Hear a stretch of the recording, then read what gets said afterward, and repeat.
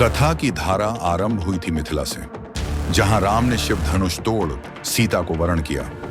वह विवाह केवल युगल का मिलन नहीं, धर्म और करुणा का संगम था। पर समय की धारा मुड़ी और एक डाकू रत्नाकर अंधकार में भटकता रहा। परम सत्य के स्पर्श से वही रत्नाकर साधना की अग्नि में तपकर आर्षि वाल्मीकि बनकर अमर हो उठा। यही वाल्मीकि की आंखों से यह महागाथा जीवित है। सोने की लंका, समुद्र की गोद में चमकता हुआ मुकुट, पर उस मुकुट के स्वामी थे अहंकार का प्रतीक, 10 सिरों वाला राक्षस राज रावण।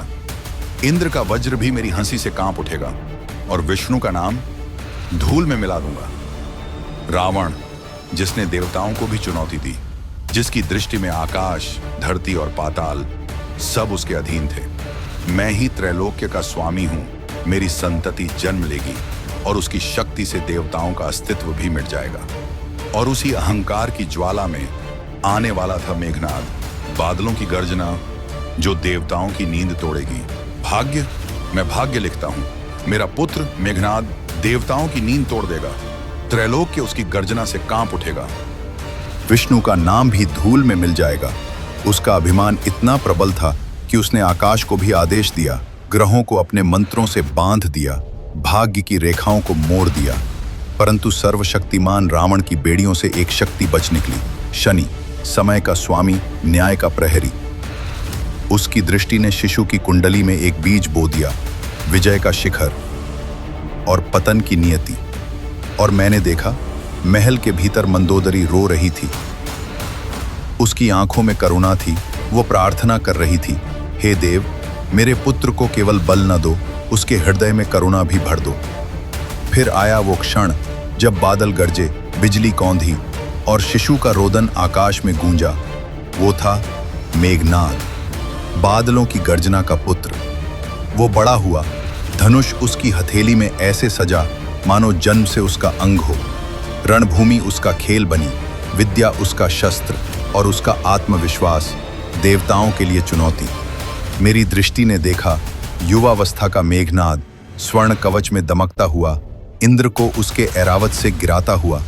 स्वर्ग कांप उठा और देवता भयभीत होकर पीछे हटे। उसके रथ से अग्नि बरसी, उसके बाणों से आकाश फट गया, देवताओं की पंक्तियां टूटी, स्वर्ग स्वयं थर्रा उठा उसकी गर्जना से। परंतु शनि की दृष्टि अमोघ थी और मैंने देखा उसके जीवन का सत्य। लक्ष्मण का दिव्य बाण मेघनाद के हृदय को भेदता हुआ, उसका कवच टूटा, उसकी आंखों से विस्मय टपका और विजेता की गर्जना मौन में डूब गई। और मेरी दृष्टि फिर लौट आई। मंदोदरी अपने शिशु को गोद में लिए, आंसू उसके गाल पर टपकते। शिशु शांति से सो रहा था, पर उसके भीतर सोया था तूफान। यह था मेघनाद बोध, अहंकार से जन्मा, शक्ति से पला, विजय में चमका और समय की दृष्टि में गिर पड़ा।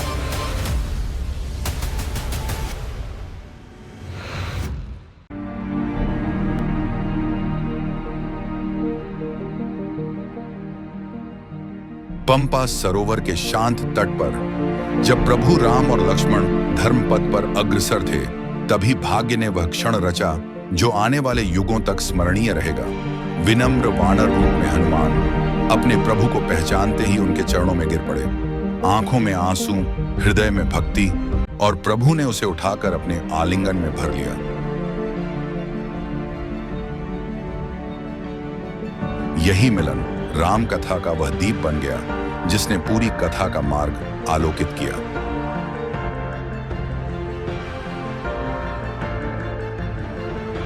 समुद्र किनारे जब भक्त ने प्रभु को पाया, हनुमान ने चरणों में शीश झुकाया और राम ने प्रेम से गले लगाया।